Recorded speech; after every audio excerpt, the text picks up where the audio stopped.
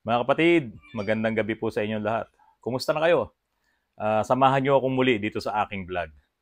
Maiksi lang to, pero kailangan ko po ang inyong mga inputs. Kailangan ko po ang inyong mga comments.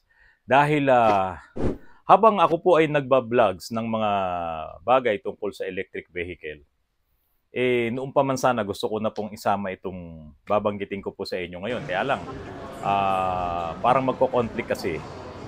Saka hindi ko kayang buuin ng isang mahabang vlog kasama to. Pero ngayon, babanggitin ko na po sa inyo. Karamihan naman po ng mga comments doon sa recent vlogs ay ito nga po yun, yung kanilang mga kinokomento doon. Ito mga kapatid, itong electric vehicle, negosyo to ng karamihan. Lalong-lalo na ng Tesla, dyan sa China, BYD, si BMW, si Mercedes-Benz, si Volkswagen, si Ford, lahat ng mga car manufacturers dyan. Negosyo nila to. Talagang nag-uunahan sila dito. Sabi nga, racing, parang racing to. Nag-uunahan sila, nagde-develop sila ng maraming electric vehicles. Para, ano yung goal? Para po, mabawasan yung mga lason ng mga greenhouse gases na ibinubuga nitong mga internal combustion engines. Yun yung pinakasimpleng explanation doon. Nagninegosyo sila nito para daw, yun nga, makasunod tayo doon sa Paris Agreement sa buong mundo ng lahat ng mga bansa na sumama doon, bawasan, unti-unti, hindi kasi pwedeng biglain kahit na mamayamang bansa ka sa US nga hindi mabigla na alisin itong mga internal combustion engine sa ating mga kalsada. Dahil nga daw, habang ginagamit mo ang bawat isang kotse or bawat isang sasakyan, 90% ng carbon dioxide ay nagkakaroon siya ng emisyon. So, ganun katindi. Pero, hindi lang naman yung mga sasakyan ang nagdudulot ng greenhouse gases. Ang dami po dyan, pati yung mga planta natin na gumagawa ng mga enerhiya. Lahat ng mga planta, lahat ng mga pabrika ay nagpo-produce or nag-i-emit ng greenhouse gases. Tutukan natin tong electric vehicle. So habang itong mga gumagawa ng mga electric vehicle na to, si Tesla, si BYD sa China, pati itong nasa Germany, habang sila ay gumagawa ng electric vehicle, meron din tinatawag doon na carbon footprints. Meron ding mga greenhouse gases habang binubuo ang isang sasakyan, ay merong napoproduce yan na greenhouse gases. So, paano gagawin natin? Habang sila ay gumagawa ng mga electric vehicle, hindi rin naman sila humihinto sa paggawa nitong internal combustion engine. So, ang nangyari, nagpatong-patong. Lalong dumami yung nagpo-produce ng greenhouse gases. Kasi si electric vehicle, sabihin na natin kaunti ang napoproduce niyang carbon dioxide. Meron din ng mga proseso kung paano mo gawin yung electric vehicle, lalong-lalo na yung sa battery. Malaki rin yung pollution na naidudulot niya. Yun nga lang, parang sabi nga nila, lesser evil kasi mas matindi itong binubuga ng internal combustion engine. So ngayon mga kapatid, habang ginagawa itong mga electric vehicle na to, marami ring mga energy na nauubos. At habang marami yung mga energy na nauubos, kailangan mong mag-produce ng energy para magawa mo to. So doon meron na namang problema doon, may pollutions na naman. So ngayon, kasama pa doon yung mga raw materials. Imimina mo, may pollution din sa tubig at kung ano-ano pa. Siyempre, baka dumating ang panahon, maubos nga yung lithium.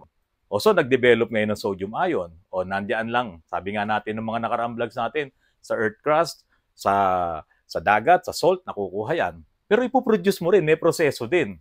Meron ulit na production ng doon, greenhouse gases.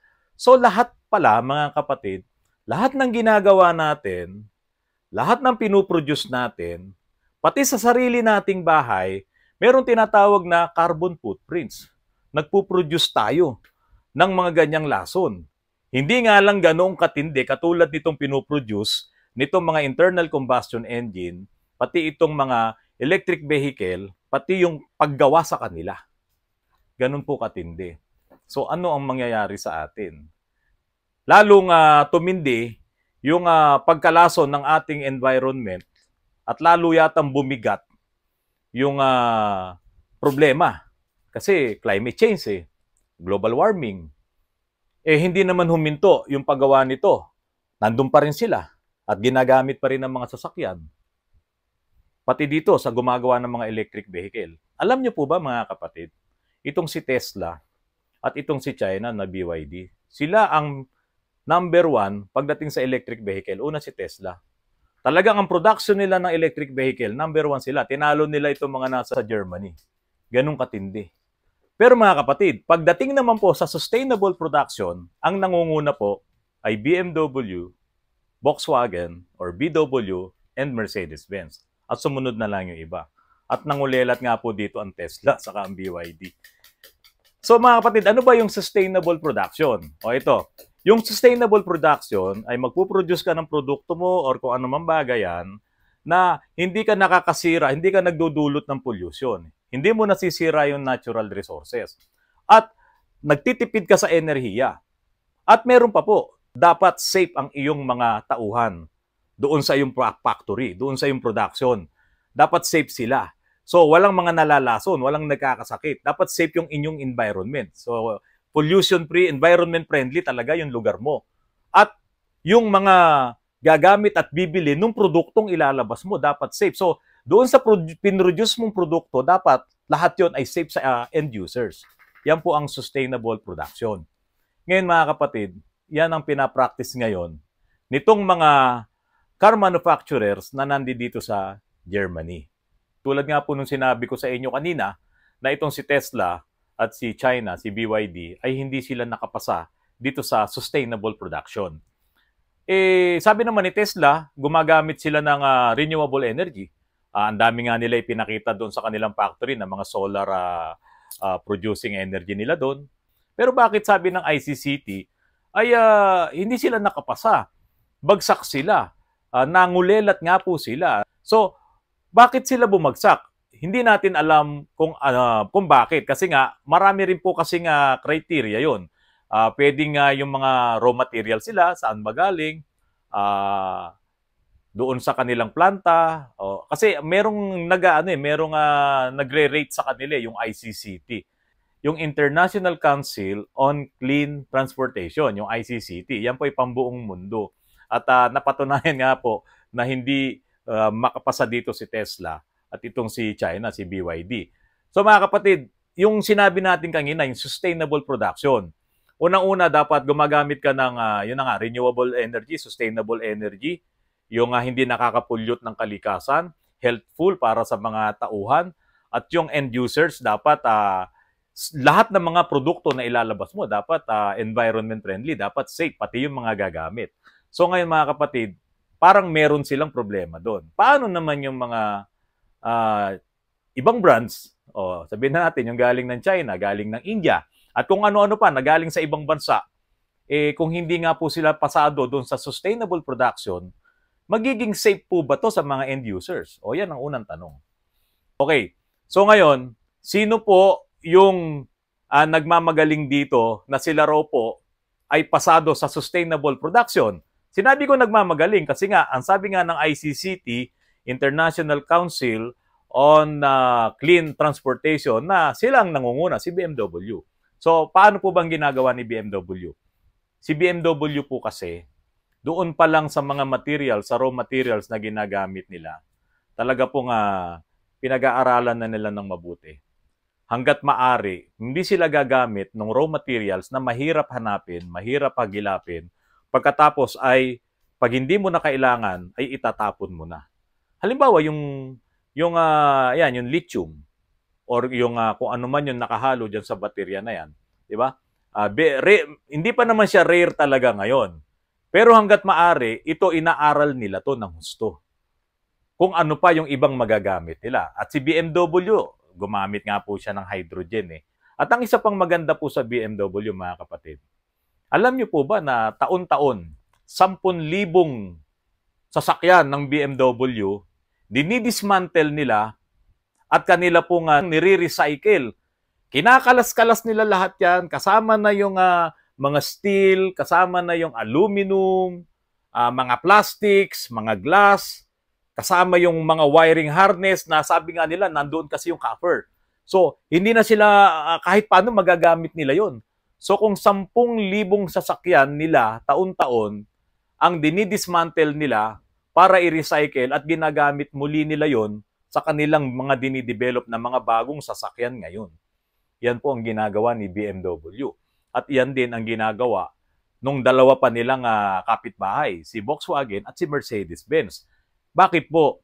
Kasi nga mga kapatid, sa Germany po kasi meron silang Green Coalition, yung nandoon sa gobyerno nila. Kaya po, mahigpit na mahigpit po ang kanilang gobyerno doon na sabihin na natin na labagin mo yung kanilang tinatawag na sustainable production or sustainable energy or yung tinatawag nilang electromobility. So pagdating doon, kailangan sumusunod sila doon sa kanilang batas tungkol dito sa environment.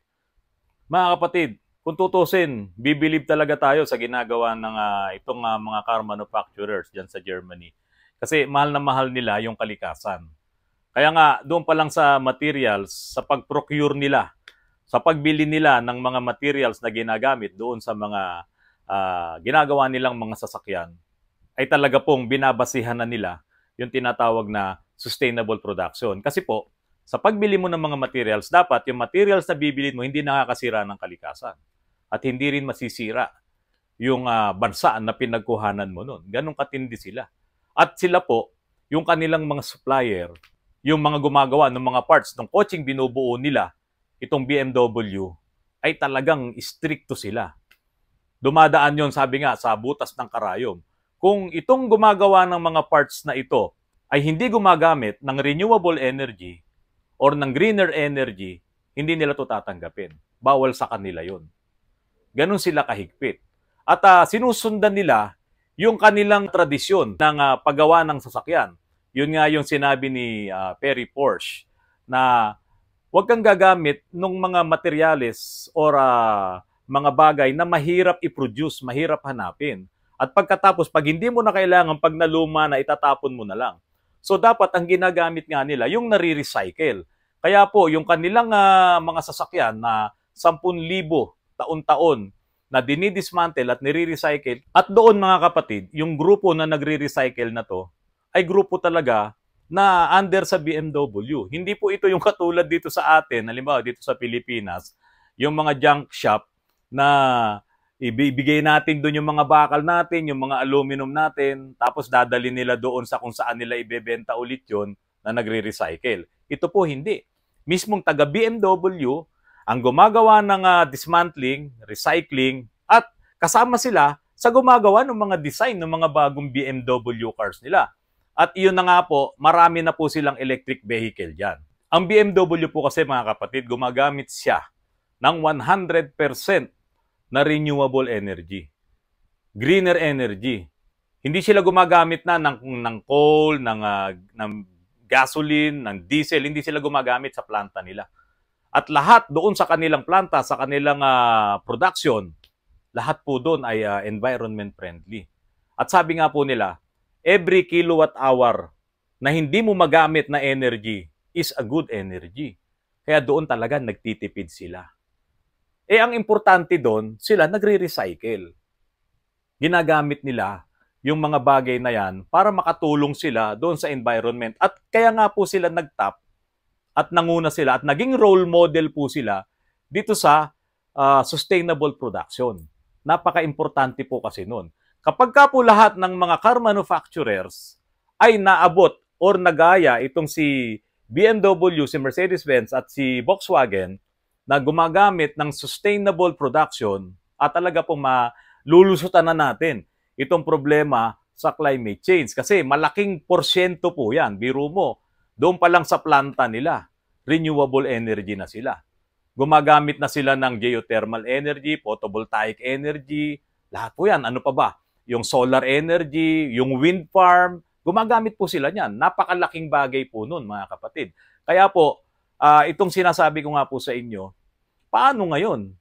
Paano tayo dito sa Pilipinas? Naghihintay lang po tayo ngayon ng mga bagay na ito. So habang sila ngayon ay busy-busy gumagawa ng internal combustion engine, tapos gumagawa rin to, nagmamaniobra tong si Tesla, siya yung pinakamabilis sa paggawa ng electric vehicle. Samantalang itong si German na car manufacturers, dahan-dahan Kasi nga, talagang gusto nilang masunod at nandoon sila sa sustainable production. Nandoon sila. Hindi katulad nito na nagmamadali, mga negosyante rito, talagang lumipad kaagad sila sa dami ng ginawa nilang electric vehicle, hindi naman sila nakapasa doon sa sustainable production. Ibig sabihin, may mga nalalabag sila doon sa pagpuproduce ng mga sasakyan na yan. So, nagpapatong-patong ngayon ng problema kasi hindi naman tumitigil tong gumagawa ng mga internal combustion engine tapos gumawa pa ng electric vehicle. Naku, si Otoran, saan ako? 'Di ba? Ang gusto ko bago ako tumanda, bago ako mag 60 years old makakalanghap ako ng malinis na hangin. Parang hindi pa lang mangyayari. Kasi kung hihintayin natin yung 2050, wala na po talaga kami nun. Pero ngayon, nagpapatong-patong yung problema. Dahil sabi nga nung iba dyan, unahin muna nila yung mga planta, unahin muna nila yan. Gawin mo muna nilang green yan. Kaso hindi nga yata mangyayari. Kasi nga, itong mga negosyanteng to, nagmamadali sila, lalong-lalo na yung nandyan sa China, na hindi mo alam kung nakakasunod talaga sila sa sustainable production, ano na mangyayari sa atin? Kaya mga kapatid, ito tayo dito sa Pilipinas. Umaasa lamang tayo doon sa darating na technology. Tulad nga niyan, hindi mo naman mapipigil yung pagdating nila dahil yan nga yung nandun sa batas, sa EBITDA law. Sabi nga, by 2028, milyon na raw yung gugulong ng mga sasakyan dito sa Pilipinas. Either pumasayan sa sustainable production or hindi, darating sila, nandito na nga Di ba? So, paano tayo? Total, meron namang conversion. Baka naman maisipan nyo rin na kung gagastos din lang ako, bakit hindi ko na lang i-convert tong mga lumang sasakyan? Pwede naman yan. Kaya nga po, kung kaya natin na pataasin yung teknolohiya sa pamamagitan na pag-aralan po talaga natin itong mga bagay na to, siguro, mas makakatulong tayo doon sa pagbawas ng greenhouse gases emission. Kasi, kung merong 1.7 million na sasakyan dito sa Pilipinas, kasama na yung mga motorsiklo, na mako-convert mo na lang ng electric vehicle, mababawasan po ng 1.7 million yung production ng greenhouse gases. Kasi kung bibili ka ulit ng 1.7 million na dami ng sasakyan para gamitin natin dito sa Pilipinas, ay paano mo naman i-recycle yung 1.7 million na aalisin natin? Paano mo yan i-recycle? Susunugin mo na naman yan. Wala naman tayong nagre-recycle dito. Hindi naman yan kukunin ng ibang bansa. Susunugin na naman yan sa gawaan ng mga tunawan ng mga bakal, tunawan ng aluminum, tunawan ng copper. Ayan, labas na naman yung mga carbon dioxide emission na yan. So, ako po, kung ako ang tatanungin nyo, i-convert ko na lang yung sasakyan ko. Maghihintay na lamang ako ng tamang pagkakataon. Kasi po, 2050 pa naman yung deadline o 2040. Masyado na matagal yun. Mag-iipon ako ngayon para ma-convert ko yung sasakyan ko. Kung wala naman akong pambili pa, pwede ko pa naman gamitin Mahaba pa yung panahon. Total, yung iba naman nakakabili na ng electric vehicle, makakabawas na yun sa pollution. At yung iba naman sigurong mga car manufacturers, yung mga planta nila, baka sumunod na sa sustainable production. Di ba? So ako na hindi ko pa kaya, huwag kang mag-alala. Gamitin mo muna yung sasakyan mo. Pero ito ang pinaka-importante, mga kapatid. Ang inihiling ko sa gobyerno natin, ang inihiling ko po, ako po may talyer, ako po may shop.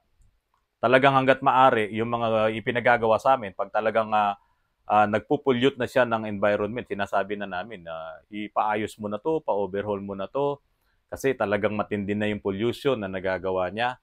Sana po, ang gobyerno natin, maghigpit po sa emission. Kung talaga pong bagsak sa emission, huwag mo nang pabiyahihin. Ipaayos muna. At pasensya na po yung mga tatamaan kasi maraming mga lumang sasakyan natatamaan ito dahil unang-una wala silang catalytic converter.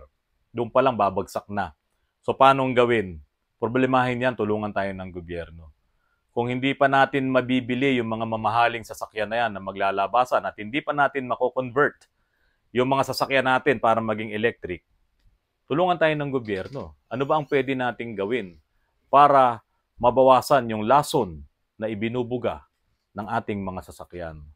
So sana mga kapatid, itong maikli kong vlog ay makatulong sa atin at ang mga inputs nyo po, ang mga comments nyo ay magbibigay pa sa akin ng drive para mag-research at gumawa ng vlog dito pagdating sa climate change, global warming, at sustainable production ng electromobility dito sa ating bansa.